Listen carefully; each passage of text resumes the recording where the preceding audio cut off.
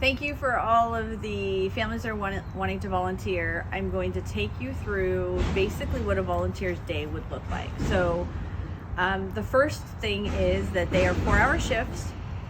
At this point in time, we don't have any ability to shorten the shifts. And there's a flow that has to happen between the volunteers and our campus, cleaning and continuously putting stuff back and making sure that everything is in order, and making sure the kids are safe, making sure they are staying within their zones and not destroying the yard. They're not destroying it out of, meanness or disrespect. It's just they get overexcited and they stand on things, and that's part of the volunteer's job, is to make sure that they are safe and that they are following the rules. So we're going to go through everything today so that you feel really comfortable signing up. When you do sign up, there will be somebody with you on the first 2 hours of your shift, making sure you feel really comfortable. But for the most part, it's all about outdoor yard supervision. You are ensuring that the playground zones are safe. You are ensuring that there is a craft out, that the craft is put back on time, that you're following the schedule, that if a teacher needs help, you would know this ahead of time, or you know when to go and help with their classroom. Then when there's downtime, there's always inventory to take and things to clean. So that's what we'll be going over. Okay, so when you get here first thing in the day, Alexa is in the office. You're going to turn on the music. You're going to make sure that everything in the yard is ready for the kids when they come and play. There's a list that you will get before you sign up, so you can kind of see what the schedule is like. Around 9:15, you'll see the orange cones out there that are in front of that car. Those cones get put across and they block and barricade the cars coming through after about 9:15, and then everybody else we expect to drop off to the front. Let's walk this way. So you'll have the keys, you'll open up all of the doors, and then you need to make sure all of the hand washing stations are ready. End of the day, these should be cleaned more thoroughly. Make sure that we have soap, make sure that we have paper towels. Opens all the way up, but you can see that we're really short right now this time of year on volunteers and helpers, and as we get closer to the end of the year, all of the teachers and all the staff are working on all of the internal parts of SOCHH. So some of the external parts of SOCHH right now, it's actually very helpful to see how messy it can get, is because that's what happens. You'll see these tires here, tires are there, tires are over there. They shouldn't be here.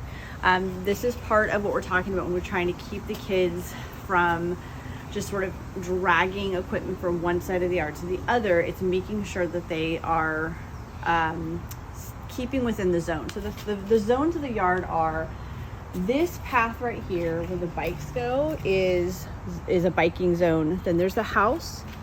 Then there's all of the sand, and the sand is divided into two. It's really the swing set and the play set, and then the grass area. So essentially there's no more than 5 kids in a zone. And if you see more than 5 kids in a zone, you just yell out, "Friends, please, too many friends in a zone, go to another zone." One of a couple of things will happen. At one point, you might have to get between students and talk to them about sharing space, and that some of them might need to wait a little bit to come into that space. The other thing that could happen is if you notice an entire class of 5, 10 kids together, and they are working cooperatively together, then it is okay, as long as it's your discretion and you feel like there's not a danger to what they're playing, for them to be together. But more often than not, it's something that could escalate really fast and an injury could happen. So we just try to keep them 5 friends to a zone. Okay, so along the kindergarten area, they're gonna have their backpacks, they're gonna have a basket with their lunches in it. That is not the domain that the volunteers need to take care of, but you will find that they pull out something out of their backpacks, their lunch, their water bottle, and everything else comes back. So it's important that we stop the kiddos if they've pulled stuff out, or if they've pulled too many paper towels out. We stop and say, hey, come back.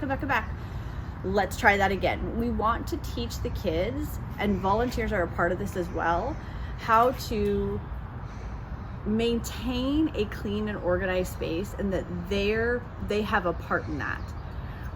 As well as, if you look at these 2 tables right here, those are where the art is going to go, the volunteers are going to put out. So the art and the craft are completely volunteer run, and it's going to be put out at about 9:30. It's not the beginning of the day right when you get here. It's about 9:30 when you come back, or when they've all gone into class and they come back out, and that is ready for them. When they are out here with you, you are going to be demonstrating with them what is that art, what is that activity, and that can be as in-depth as you want it to be, with paint and stencils and cutting, or it could be something as simple as Play-Doh, depending on what you have time for, what your interest levels are.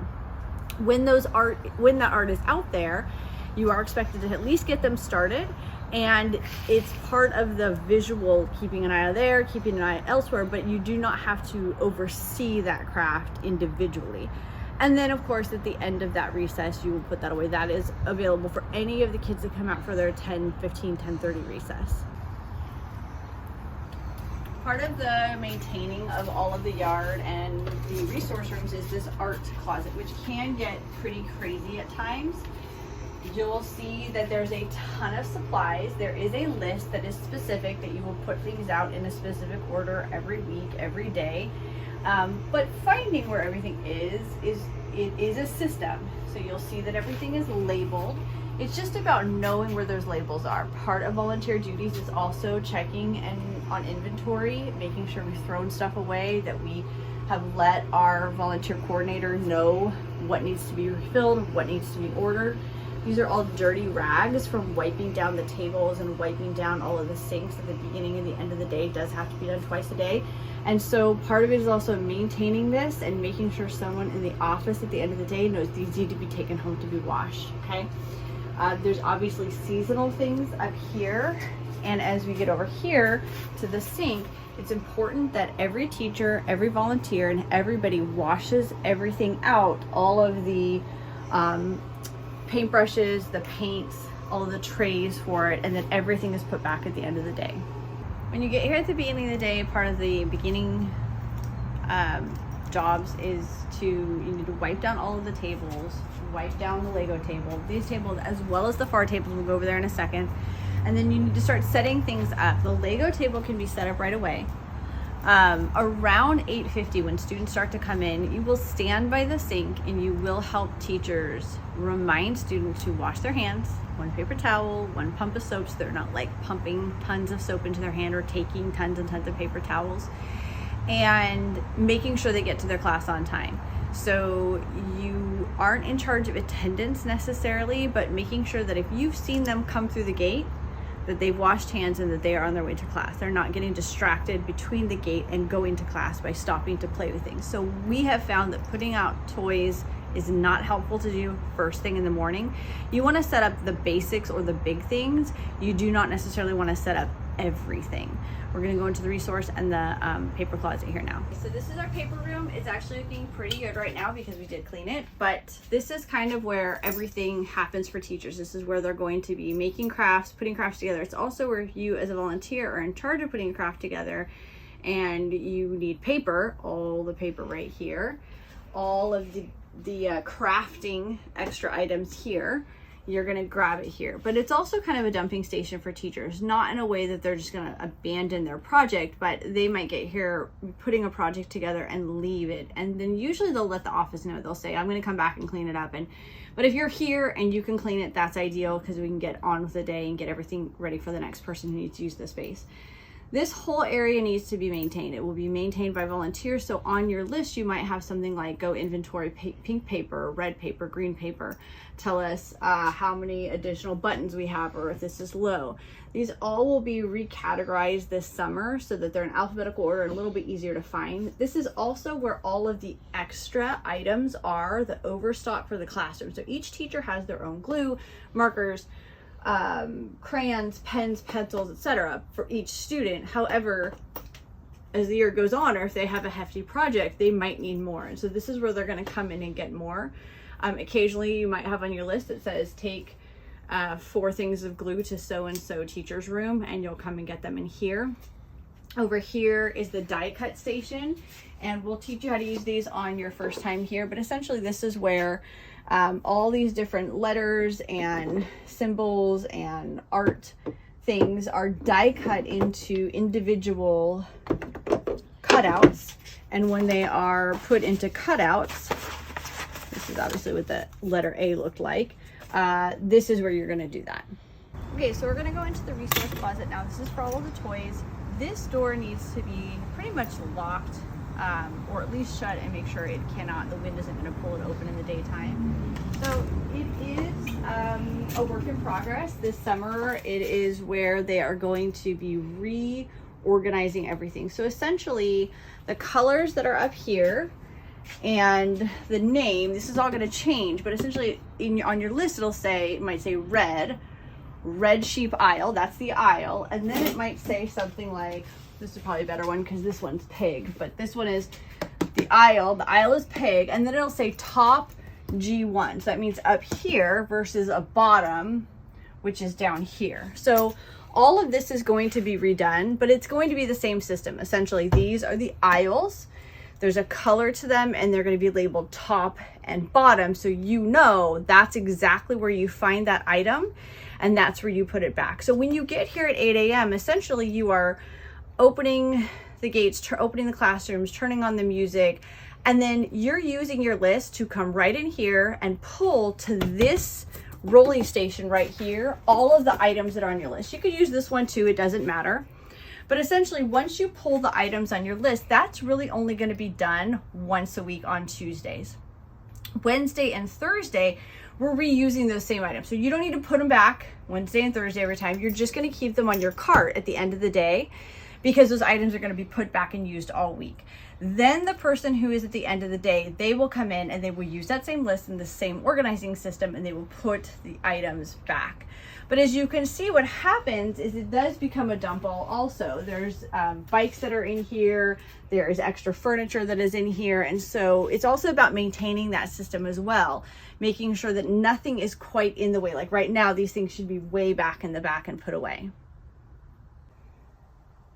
Obviously, I light bulb out here right now, but right now, all of our library books are in here. They go down 5 shelves. They're also behind you, and they will also have a different system throughout the year, because part of the volunteer system is taking the library books that have been checked out, rechecking them back in, and then looking at the checkout sheet, sending it to our volunteer coordinator so that we can let families know when the books are.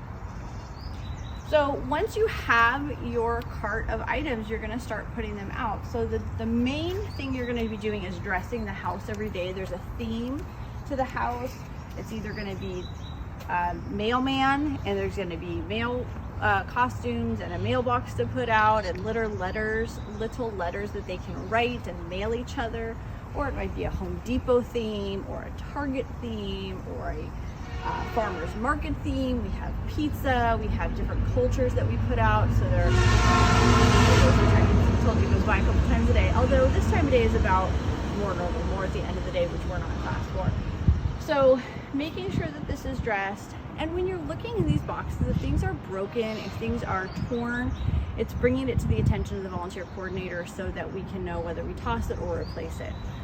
These items, all of these planter bins, different teachers have different planter boxes. So part of your job is to communicate with the teachers and ask them, hey, Mrs. So-and-so, Mr. So-and-so, I see that your beans are sprouting or your flowers are sprouting. Do you want your students, when they're out here at recess, to be watering them, so that you can remind those students, hey, go ahead and grab a watering can and go ahead and water your things. Most of the time, I'm going to say most teachers do that as part of their class, but every once in a while, if it's something that we're trying to monitor on a daily basis, they're going to want you to help with that. Teachers are out here for the most part during recess and lunch, but the teacher's role out here is to not necessarily be the authority and the rule, making sure the kids follow the rules. And the reason is this: the outdoor play is an extension of the indoor play. So we are trying to teach them how to do conflict resolution, how to learn respect for each other. All of the social and emotional skills that we've been working on in the classroom have to carry over into the outdoor classroom. In a classroom setting, they are working and watching a teacher and not necessarily completely interacting with each other. Here in an unstructured environment, They are 100% their wild feral personalities, as they should be. And part of that is making sure that they are understanding how to be a good friend, listen to each other, understand that not everybody's going to like you and has to play with you every time, but that what can we do or what can we say to minimize hurt feelings. And so that's the teacher's role out here, and it's the volunteer role and the outdoor supervisor role to actually enforce the rules of the playground. And teachers will back you up on that if you were like, hey, don't be picking up all of the dirt in the planter box and throwing it around. Teachers are going to back you up on that to make sure that that is maintained. So this is where most of the kinder, first and seconds are going to be eating. Obviously it needs to be cleaned up first part of the day and then wiped down in between. We have a little graveyard of toys that have died here. Those are going away this summer. But for the most part, if something dies and you don't know where to put it, please don't put it back in the closet, especially if it's a big item. Do put it over to the side. In this shed, which I don't have the key for right now, is all of the outdoor play items. We have a gymnastics mat, we have a car launcher. Essentially, there's a theme every week, and those get pulled out ongoing and rotated through. The kids are going to come up to you and beg you to pull out other stuff. Please don't let them pull out other additional items. Just keep it to the theme of the week so that we can rotate through it. The grass area, you're going to put things like the stompers, the launchers, the cars. What you're not going to allow is balls. We do not allow balls in the small play yard. There have been volunteers, and we have allowed volunteers, if they are in charge of the game and they are controlling the ball to play. That is a very special circumstance. But for the most part, balls can be on the outside of the gate, but they cannot be on the inside of the gate. The kids, some of these littles have powerful kicks. It beams other kids in the head. It has beamed teachers in the head, and we want to be really cognizant of that as well. And as you can see, the kids have tires out here. They're not supposed to be there. They are to go onto the sand.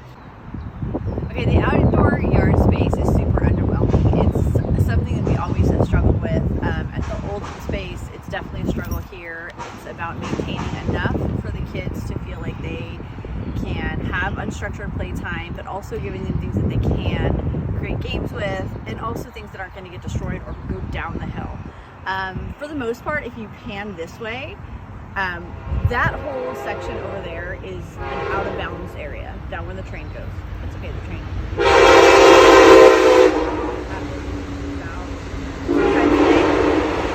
The kids know if a ball starts to go that way to absolutely stop. They are not to touch that area, and for the most part, they're pretty good about it. But as an outdoor supervisor, if you're out here with them, it is your responsibility to make sure that they don't touch it, they don't go down there. It's not your responsibility to go down there. We kind of consider that like once it goes, it goes. If a ball goes down, if a frisbee goes down, it's gone forever. Now, very kindly, Santiago, who works for the church, every once in a while he'll go down and he'll just be maintaining things around here, and we'll all of a sudden get a big dump of all the things that have gone down there, which is awesome. We don't expect that. We do expect that if it goes over, it's just gone forever. Part of the volunteers is right here, these AstroTurf grasses every day not every day, Tuesdays or Mondays, they're going to be pulled out by the volunteers.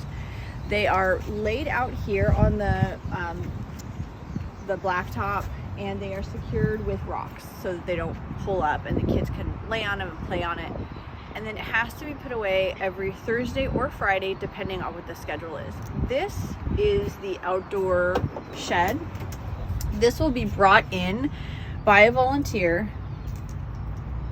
Just slow it down a little bit. This will be brought in by a volunteer at the end of the week. And so if it's Thursday's the last shift, they'll bring everything in, and I'll show you in a minute in the art room where everything gets put back.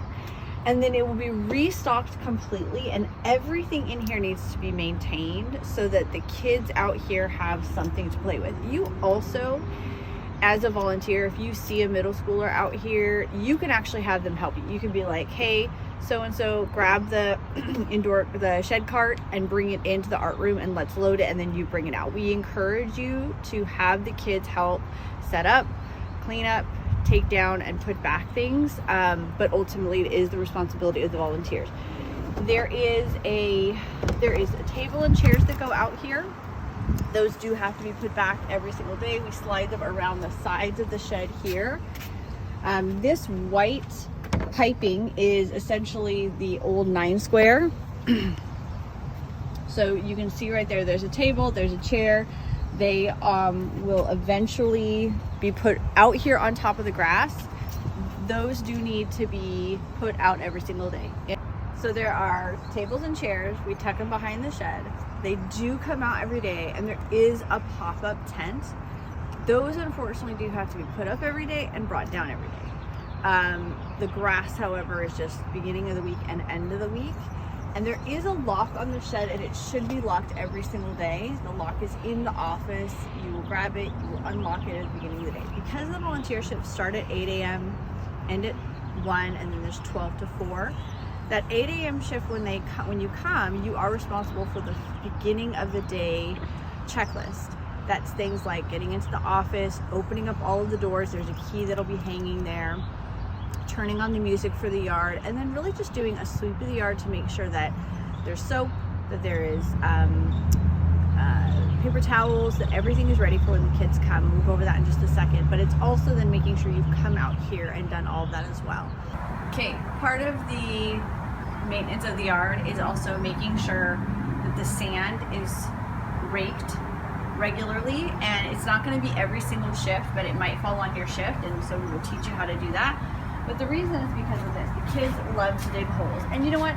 Developmentally, we want them to dig holes. It's soothing to their vestibular system. It creates order for them, so they love to dig. We have shovels for them to dig. We just need to make sure that they put the holes back. So you certainly can let them dig, but you can see that a hole is left here, and they need to dig that. You also can grab the rake and let them do it. Again, we want to empower them to keep their space clean and not to make a mess, not to throw sand at each other, not to hit each other with the swings or the tires, but to clean and keep a clean and maintain area and help you in the yard. That's certainly something that we want to encourage our volunteers to do. But if it doesn't happen, you're going to be raking the yard, and it's not every single time. You can see a big hole was put over here. And it's also about maintaining this area outside here, because the drains are underneath this playground. We need to make sure that we don't have this big section of sand out here, so it needs to be sucked up into the vacuum. It's a special vacuum for it, and then dumped back out into the playground. So for the most part, that is the vast majority of your volunteering. So we do have inventory in all of the closets. We're going to go into the big kitchen now so you can see what that space looks like, because that is a space that does become a dump all, a collect all for all the extra things, and is part of our outdoor supervisor and our volunteer supervisor and our volunteers to make sure that that space is maintained. But in terms of this playground, maintaining a clean space, maintaining a safe space, make sure the art stuff is brought out and put away. I guess I should say, if you're 8 to 1, you're obviously not going to be putting everything away. That's going to be the 1 to 4 p.m. shift, right? So you will get a list, a checklist of things to do from the moment you come to the moment you finish. If there's downtime, there will be time for you to be working with the teachers in the classroom. Okay, welcome to the kitchen. So this refrigerator is going away because it is broken. And it smells. And it smells. And there's mold. And there's mold. A lot of the stuff will be going away this summer. This table obviously needs to be scraped off and redone. But essentially, middle school has their snack bar in here. This is where we do one-on-one conferences with families if we need to. But you can see, and so store usually happens in here, but you can see that there's just sort of like a random assortment of things. And part of the volunteer job is to look at this random assortment of things, see if you can peg down where they should go first without asking. I mean, if you see obviously a box full of beads, there's no need to ask somebody where the beads go. They go into the resource closet with all the craft stuff. So that's a pretty simple one. The books, where do the books go? They kind of go back into the resource center where the books go. Because you just have to remember that all of the office staff, I mean, we work well over 40 hours a week, maintaining student, parent, and teacher relationships, curriculum, and all of the internal experience that is SOCHH. So all of the sort of like maintenance and janitorial items just sort of fall by the wayside until we can get around to them. I have spent many weekends here on Saturday and Sunday with Ms. Martha. She'll come back and she'll come help me, and we are literally just putting stuff back, cleaning stuff up. And so that's a big reason why we wanted to have volunteers come on campus, because it's easier to maintain it at the front end than it is to clean it all up on the back end. This is also where you're going to find all of the supplies, extra Ziploc bags. This actually might not be here this summer. They might actually move that to all go to the resource area, so it's a little bit easier to find. But by and large, this space needs to be maintained along with those spaces, but this is not a priority. It is one of those, if you have a 45-minute block between the first recess and the last recess and everything is done, you're going to come in here and start working on this area.